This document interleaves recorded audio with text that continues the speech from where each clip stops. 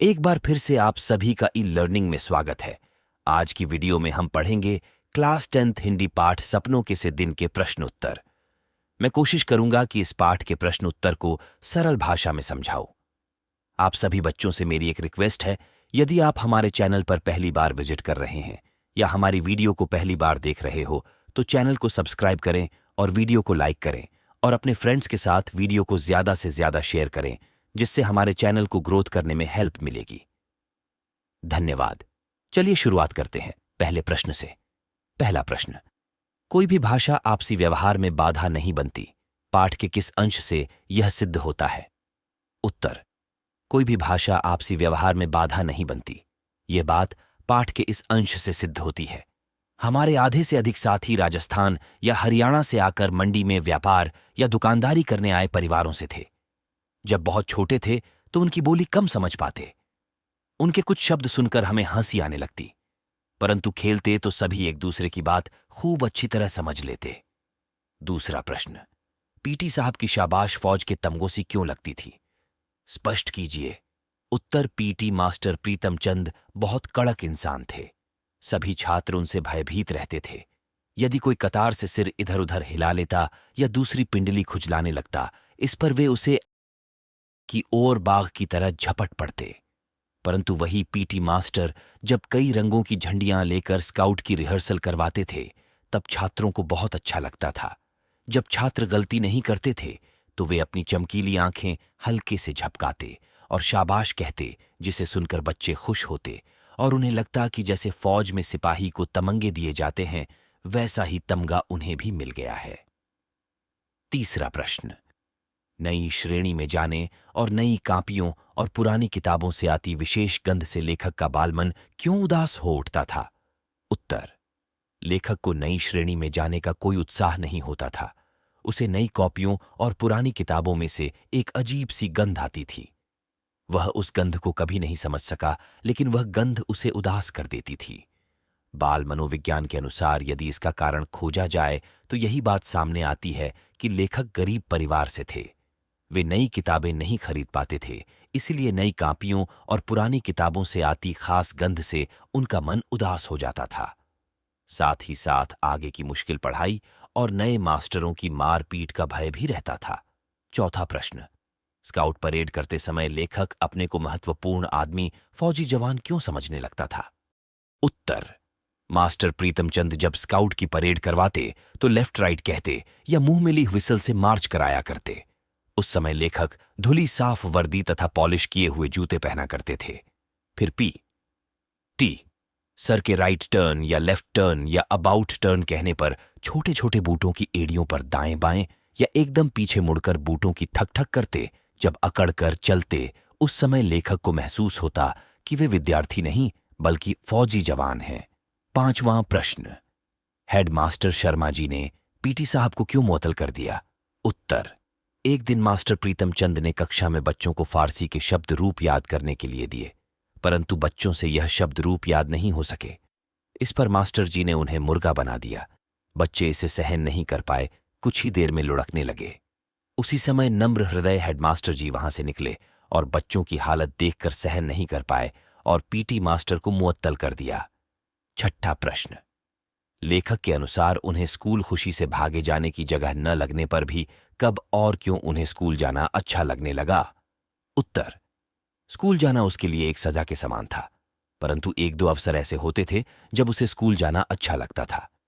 PT master जब school में scouting की परेड का अभ्यास करवाते थे, उस समय वे बच्चों के हाथों में नीली पीली झंडियां पकड़ा देते थे। मास्टर जी के 1, 2, 3 कहने पर बच्चे झंडियों को ऊपर नीचे दाएं बाएं करते थे। उस समय हवा में लहराती हुई झंडियां बच्चों को अच्छी लगती थीं। उन्हें पहनने के लिए खाकी वर्दी और पॉलिश किए जूते मिलते थे। गले में दोरंगा रूमाल पहनने को मिलता था। उस समय स्कूल के लेखक खुशी खुशी स्कूल जाते थे। सातवां प्रश्न, लेखक अपने छात्र जीवन में स्कूल से छुट्टियों में मिले काम को पूरा करने के लिए क्या क्या योजनाएं बनाया करता था और उसे पूरा न कर पाने की स्थिति में किसकी भांति बहादुर बनने की कल्पना किया करता था? उत्तर, लेखक के स्कूल के मास्टरों द्वारा छुट्टियों में करने के लिए काफी काम दिया जाता था। हिसाब में कम से कम 200 सवाल दिए जाते थे। इस कार्य को पूरा करने के लिए लेखक विभिन्न योजनाएं बनाया करते थे। लेखक मन में हिसाब लगाते कि यदि 10 सवाल रोज निकाले जाएं तो 20 दिन में ही पूरे हो जाएंगे। जब वे ऐसा सोचना शुरू करते तब तक छुट्टियों का 1 महीना शेष रह जाता। एक एक दिन गिनते 10 दिन खेल कूद में और बीत जाते। तब स्कूल की पिटाई का डर बढ़ने लगता। पर जब लेखक सोचते कि 10 की क्या बात, सवाल तो 15 भी आसानी से रोज निकाले जा सकते हैं। जब ऐसा हिसाब लगाने लगते तो छुट्टियां कम होते होते जैसे भागने लगती, दिन छोटे लगने लगते। स्कूल का भय बढ़ने लगता, काम अधूरा रह जाता।